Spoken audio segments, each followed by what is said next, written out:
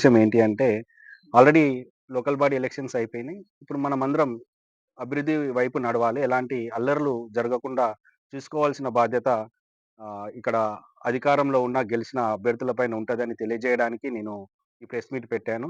అంతేగాకుండా మీరు గూడా చూడొచ్చు. ఎన్నో రకాల సమస్యలు మన నారాయణఖేడ్ నియోజకవర్గంలోనే గాదు, రాష్ట్రంలో గూడా చాలా రకాలుగా అక్కడున్న కాంగ్రెస్ ప్రభుత్వం ఫెయిల్ అవుతా ఉంది.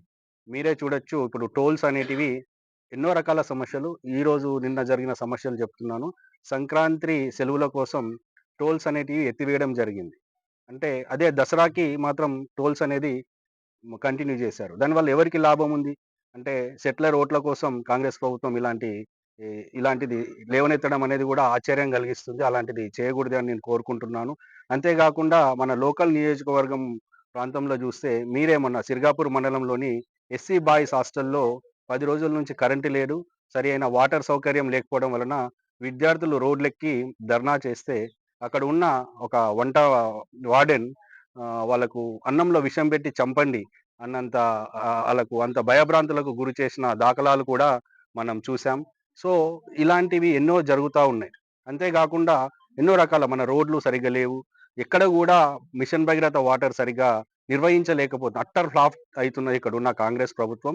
మిషన్ భగీరథ నీళ్లు లేక ప్రతి ఊర్లో మాకు బోర్లు వేయించండి అన్న డిమాండ్‌లు ఇప్పుడు వస్తున్నాయి. కాబట్టి మిషన్ భగీరథ వాటర్ ఉంది, అన్నీ ఉన్నాయి. దాన్ని సక్రమంగా నిర్వర్తించాలి. కరెంటు గూడా రైతులకు గూడా సరిగ్గా కరెంట్ ఇవ్వలేకపోతున్నారు.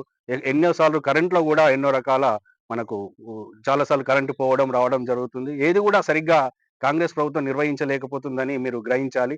కాబట్టి మీరు ఎవరైతే ఎన్నుకోబడ్డ ఇప్పుడు కాంగ్రెస్‌లో మెజారిటీ వాళ్ళు సర్పంచులు గెలిస్తే వాళ్ళు మీ ఎమ్మెల్యేకి గాని, మీ ఎంపీకి గాని ఈ సమస్యల మీద మీరు డిమాండ్ జేసి, ఆ సమస్యలను సాల్వ్ జేయడానికి ప్రయత్నించాలి గానీ, గ్రామాలలో చిన్న చిన్న బతుకుదెరువు కోసం ఏదో చిన్న చిన్న వ్యాపారాలు జేసే వాళ్ళ మీద దౌర్జన్యాలకు పాల్పడొద్దు అని నేను కోరుకుంటున్నాను. అంతేగాకుండా మన కల్లేరు మండలానికి జూస్తే మీరు ఎన్నో 2 సంవత్సరాల నుంచి జొన్న పంటలు ఎండిపోయాయి. ఎందుకు అంటే వాటర్ ఉంచుకొని గూడా సకాలంలో దాన్ని మనం విడుదల చేయకపోవడం వలన 2 సార్లు రైతులు చాలా నష్టపోయారు. యూరియా కొరత వల్ల గూడా రైతులు ఎన్నో రకాల ఇబ్బందులు ఎదుర్కొన్నారు. అంతేగాకుండా పండించిన ధాన్యాన్ని గూడా అమ్మడానికి గూడా చాలా రైతులు ఎన్నో రకాల ఇబ్బందులు ఎదుర్కొన్నారు. సరైన లారీలు ఏర్పాటు చేయకపోవడం, ఎన్నో ఏళ్ళు అయితే గాని కాంటాలు రాకపోవడం, పరిపాలన అనేది చాలా అస్తవ్యస్తంగా ఉంది. అదే నేను కోరుతున్నది ఏంది అంటే, ఇక్కడ ఎన్నుకోబడ్డ ఎవరైతే నాయకులు ఉంటారో, ముఖ్యంగా కాంగ్రెస్ నాయకులు ఉంటారో, వాళ్ళు ఇలాంటి సమస్యలను మీద మీరు మీ మీ అది మీ అధిష్టానం దృష్టికి తీసుకెళ్ళి, ఆ సమస్యలను సాల్వ్ చేయడానికి కృషి చేయాలి తప్ప, గ్రామాలలో ఉన్న ఏదో బతుకుదెరువు కోసం చిన్నా చితక ఏదో వ్యాపారాలు చేసుకుంటే, వాళ్ళ మీద దౌర్జన్యాలు, దాడులు చేయడం అనేది చాలా శోచనీయమని నేను మనవి చేస్తున్నాను. ఇప్పటికైనా ఎవరైతే ఎన్నుకోబడ్డ ఇక్కడున్న కాంగ్రెస్ నాయకులైనా అనుకోండి, ఎవరైనా అనుకోండి, వాళ్ళు తప్పకుండా అభివృద్ధి వైపు వాళ్ళు ప్రయాణించాలి తప్ప, ఇలాంటి గ్రామాలలో అశాంతికి పాల్పడి ఎలాంటి కార్యక్రమాలు చేయకూడదు అని నేను కోరుకుంటున్నాను. పొరపాటున ఏదైనా చేసినా గూడా ఆ పార్టీ అధికారంలో ఉంది కాబట్టి వాళ్ళు చేస్తారు. ఇక్కడ గూడా బీఆర్ఎస్ పార్టీ చాలా పటిష్టంగా ఉంది. మేము దాన్ని లోకల్‌లోనే ఏ సమస్యకి ఆ సమస్యను ఎదుర్కొనే దమ్ము ధైర్యం మాకుందని గూడా తెలియజేస్తున్నాను. దయచేసి మీరు ఇలాంటి అశాంతికి గురి చేసే కార్యక్రమాలను ఆపివేసి అభివృద్ధి వైపు మీరు ఆలోచించాలి అని నేను వేడుకుంటున్నాను. రాష్ట్రానికి ఉంది, నియోజకవర్గానికి ఉంది. నియోజకవర్గానికి సంబంధించిన మెసేజ్ ఏంటి అంటే, వెంటనే మిషన్ భగీరథ ఎక్కడైతే బ్లాకేజ్ ఉన్నా, ఎక్కడైతే నీటి ఎద్దడి ఉన్నా, సరిగ్గా నీరు సరఫరా లేకున్నా తప్పకుండా క్రమం తప్పకుండా ప్రతిరోజు మిషన్ భగీరథ వాటర్ ట్యాంకులు నిండాలి. ప్రతి ఇంటింటికి నల్లా ద్వారా వాటర్ సప్లై జరగాలి. అది ప్రస్తుతం ఈ లోకల్‌లో ఉన్న నాయకత్వం సరిగ్గా లేకపోవడం వలన, పని చేయకపోవడం వలన ఈ తాగునీటి సమస్య అనేది తీవ్రంగా మన అన్ని నియోజకవర్గంలో ఉన్న అన్ని గ్రామ పంచాయతీలు ఎదుర్కొంటున్నాయి. అదే గాకుండా రెండో సమస్య రోడ్లనేటివి ఇంకెప్పుడు కడతారు? 2 సంవత్సరాలు పైన అయిపోయింది. త్వరితగతిన వాటి మీద శ్రద్ధ వహించి ఆ రోడ్లను త్వరితగతిన పూర్తి చేయాలి అని డిమాండ్ చేస్తున్నాము. అంతేగాకుండా ఎక్కడ ఏ గవర్నమెంట్ హాస్టల్‌లో ఉన్నా గూడా ఎలాంటి ఇబ్బందులు రాగూడదు. ఎంతోమంది సరిగ్గా ఎవరో ఇంతకుముందు గూడా మన నల్లావాగు హాస్టల్‌లో ఒక విద్యార్థి చనిపోవడం జరిగింది. జ్వరం వచ్చింది అనంటే గూడా ఎన్ని సార్లు మొరబెట్టుకున్నా గూడా సరియైన ఒక చిన్న టాబ్లెట్ ఇచ్చేసి పడుకోబెట్టేశారు. చివరికి అది విషమించి చనిపోయారు. చనిపోయిన తర్వాత ఇదిస్తాం అన్నారు గానీ ఇప్పటికి గూడా ఏది ఇవ్వలేకపోయారు. ఇక్కడ ఎందుకు ఇలా జరుగుతుంది అనంటే పైన ఎన్నుకోబడ్డ ఎమ్మెల్యే, ఎంపీ అనేది చాలా అశ్రద్ధ వహిస్తున్నారు. ఇక్కడ సమస్య నారాయణఖేడ్ ప్రాంత ప్రజల సమస్యల మీద. దాని వలన అక్కడున్న అధికారులు గూడా అలాగే తయారయ్యారు కాబట్టి ఏది సరిగ్గా నడవడం లేదు. పరిపాలన అనేది గాడిలో పెట్టాల్సిన ఆవశ్యకత ఎంతో ఉంది అని నేను తెలియజేస్తున్నాను. ముఖ్యంగా చాలా రకాల సమస్యలు. వాటర్ సమస్య అనేది చాలా తీవ్రంగా ఉంది. ఇప్పుడు మనం ఉన్నది ఎప్పుడు జనవరి స్టార్టింగ్. ఇంకా ఎండాకాలం అనేది మొదలు కాలేదు. ఇప్పుడే వాటర్ అనేది సరిగ్గా ఏ ఇంటికి గూడా అందించలేకపోతున్నారు. దీనికి కారణం ఎవరు? ప్రతి ఇంటికి నల్లా ఉంది. మిషన్ భగీరథ వాటరు సింగూరులో ఉంది. మిగతా డ్యామ్‌లలో ఉంది. కానీ దాన్ని పర్యవేక్షణ అనేది సరిగ్గా లేదు. ఎందుకు లేదు అనంటే ఇక్కడున్న ఎన్నుకోబడ్డ ఎమ్మెల్యే గాని, ఎంపీ గాని దాని మీద చాలా అశ్రద్ధ. ఎవరికి వాటర్ వస్తుందా? ఎవరికి వాటర్ రావట్లేదా? ఎవరికి ఏ సమస్య ఉందా? లేదా? అన్న చిత్తశుద్ధి ఏనాడు లేదు కాబట్టే చాలా అస్తవ్యస్తంగా తయారవ్వడం వలన చాలా మందికి వాటర్ లేక చాలా ఇబ్బందులు ఎదుర్కొంటున్నారు. ఇది మొదటి సమస్య. అంతేగాకుండా మీరే గమనించాలి. మన నారాయణఖేడ్ నియోజకవర్గంలో రోడ్ల పరిస్థితి చాలా దారుణంగా ఉంది. ఏ రోడ్డు గూడా సరిగ్గా లేదు. ఇప్పటికే 2 సంవత్సరాలు దాటింది. మూడో సంవత్సరంలో ఉన్నారు ఎమ్మెల్యే అయ్యి, కాంగ్రెస్ ప్రభుత్వం వచ్చి. ఇప్పటికి గూడా ఎక్కడ ఏ పని మొదలుపెట్టినట్టు కనిపించడం లేదు. ఇప్పుడు 2 సంవత్సరాలు గడిచిపోయినాక ఇంకా మొదలుపెట్టకుంటే ఇంకా ఎప్పుడు ఆ పనులు పూర్తవుతాయో మీరే గమనించాలి. ఇది రెండో డిమాండ్. అంతేగాకుండా ఏ హాస్టల్, ఎస్సీ హాస్టల్ ఇదివరకు కేసీఆర్ ప్రభుత్వం ఉన్నప్పుడు ఎంత చక్కగా ఉండేది. వాళ్ళకు ఒక్కొక్క విద్యార్థికి ఎన్నో లక్షల రూపాయలు ఖర్చు పెట్టి అన్ని సకల సౌకర్యాలు కలుగజేశారు.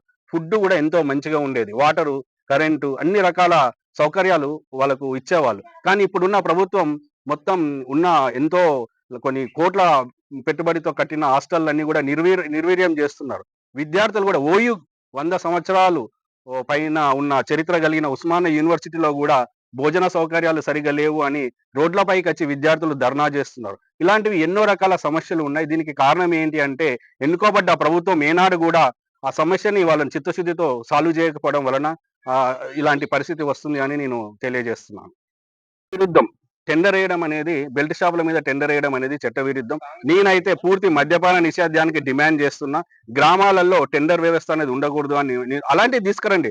గ్రామాలలో టెండర్ ఉండొద్దు. ఎక్కడ గూడా గ్రామాలలో మద్యం సరఫరా ఉండకూడదు. అలాంటివి ఏదైనా తీసుకొస్తే మేమందరం మద్దతిస్తాం. అంతేగాకుండా నువ్వు టెండర్ అనేది ఆహ్, ఇవ్వడం వలన ఏమవుతుంది అనంటే దానివల్ల ఎన్నో రకాల సమస్యలు వస్తున్నాయి. దానివల్ల కొంతమంది బతుకుదెరువు కోసం అమ్ముకుంటారు. అది ఇల్లీగలే గావచ్చు.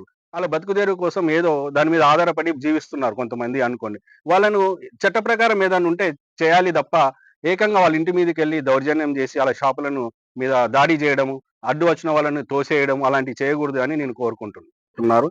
పెద్ద పెద్ద హామీలు రాష్ట్ర స్థాయి హామీలు చాలా ఉన్నాయి. అవి రాష్ట్రాన్ని అంతటికే రావడం లేదు. కానీ మన లోకల్‌లో ఇచ్చిన హామీలు కొన్ని ఉన్నాయి. ఇంటిగ్రేటెడ్ హాస్టల్ ఇస్తానన్నారు. ఆ! అవన్నీ గూడా ఏది గూడా అలాంటిది ఎమ్మెల్యే గారు త్వరితగతిన మన ముఖ్యమంత్రి గారికి డిమాండ్ చేసి, అది సాధించి ఇక్కడ ఏర్పాటు చేయాలని గూడా డిమాండ్ చేస్తున్నాను. లోకల్‌గా ఇచ్చిన ప్రామిసులు ఎన్నో ఉన్నాయి. వందల్లో ఉన్నాయి. ఆ వందల అట్‌లీస్ట్ రాష్ట్ర స్థాయిలో ఇప్పుడు 2500 పెన్షన్ మహిళలకు. అది ఇవ్వకపోయినా అది ఇవ్వాలి తప్పకుండా. అది రాష్ట్రాన్నంతటికి లేదు గానీ, లోకల్‌లో కొన్ని ఎన్నుకోబడడానికి చాలా హామీలు ఇచ్చాడు ఎలక్షన్స్‌లో. హామీలన్నీ నెరవేర్చాలని గూడా నేను డిమాండ్ చేస్తున్నా.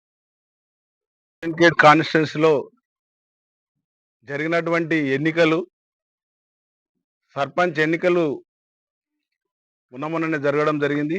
అట్టి ఎన్నికలలో మరి మా బీఆర్ఎస్ పార్టీ తరఫు నుంచి సుమారుగా 60-70 మంది సర్పంచులు గెలవడం జరిగింది.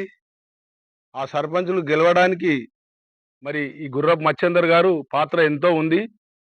ఆయన ప్రతి విలేజ్ తిరిగి, ప్రతి గ్రామం పంచాయతీ పరిధిలో తిరిగి బీఆర్ఎస్ పార్టీ సర్పంచులను గెలిపియడంలో అనేకమైనటువంటి పాత్ర గుర్రపు మచ్చేందర్ గారికి ఉంది. మరి కొన్ని కొన్ని గ్రామ పంచాయతీలలో కొంచెం కొంచెం తేడాతో ఓడిపోవడం జరిగింది. 8 ఓట్లు, 9 ఓట్లు, 10 ఓట్లతోని కొంతమంది సర్పంచులు ఓడిపోవడం జరిగింది. మరి ఆయన కృషి చాలా ఉంది. మచ్చేందర్ గారి కృషి. మరి అదే విధంగా ఈరోజు అధికారంలో కాంగ్రెస్ పార్టీ ఉన్న బీఆర్ఎస్ పార్టీ మరి నారాయణఖేడ్ కాన్స్టిట్యున్సీలో ఇంతమంది సర్పంచ్ గెలవడం చాలా గర్వకారణం. అదే విధంగా మరి గెలిచిన అనంతం సర్పంచులు కొన్ని అల్లర్లు చేస్తున్నారు అక్కడక్కడ. ఇక్కడ మా మాడి విలేజ్ లో ఇక్కడ టెండర్లు అది బెల్ట్ షాపులు టెండర్లు పెడదామని చెప్పేసి వాళ్ళు ఎవరికి సంప్రదించకుండా టెండర్లు పెట్టి ఇక్కడ ఒక దుకాణము కిరాణ్ మార్చెంట్ లో కొంత బెల్ట్ షాప్ గా నిర్వహిస్తున్నటువంటి వ్యక్తి పైన దౌర్జన్యం చేయడం జరిగింది ఈరోజు షాప్ పైన. మరి మరి గెలిచి ఇంకా 15 రోజులు కూడా కాలేదు. మరి ఇలాంటి దుశ్చర్యలకు పాల్పడొద్దని కాంగ్రెస్ సర్పంచులకు హెచ్చరిస్తున్నాం. ఎందుకంటే ప్రజల సేవ కొరానికి ప్రజాస్వామ్యంతో గెలిచినటువంటి సర్పంచులు ప్రజల సేవలు చేయండి, అభివృద్ధి పనులు చేయండి. కానీ అసలు బెల్ట్ షాపులు నడిపియడమే తప్పు. మరి దాన్ని టెండర్ పెట్టి టెండర్‌లో పాల్గొనవలసిందిగా అందరి దుకాణదారులు టెండర్‌లో పాల్గొనాలి. టెండర్‌లు హరాసు పెరిగిన వాళ్ళకి ఇస్తామని చెప్పేసి ఇట్లా చెప్పడము. మరి అదే విధంగా హరాస్‌లో పాల్గొననటువంటి షాపుల వాళ్ళ మీద దౌర్జన్యం చేయడము ఇది సబబు కాదు. అసలు బెల్ట్ షాపులు నడిపియడమే విరుద్ధం. మరి అటువంటి టైంలో మీరు దానికి టెండర్‌లు పెట్టి డబ్బులు వసూలు చేసుకోవడానికి సర్పంచులు గెలిచిన 10 రోజులలోనే మీరు ఈ దుశ్చర్యలకు పాల్పడడం చాలా నీచమైన చర్య. కాబట్టి ఇటువంటి పనులు చేయకూడదని మేము హెచ్చరిస్తున్నాము. కాబట్టి దయచేసి అభివృద్ధికి పాటుపడండి. BRS party సహకరిస్తది. మా మా అందరం సహకరిస్తాం. కానీ ఇటువంటి దుర్మార్గమైన చర్యలకు పాల్పడితే మాత్రం సహించము. ఇటువంటిది ఎక్కడ కూడా జరగద్దని, ఏ గ్రామంలో కూడా ఇటువంటి చర్యలు జరగద్దని కోరుకుంటూ ఈ ఈ సమావేశంలో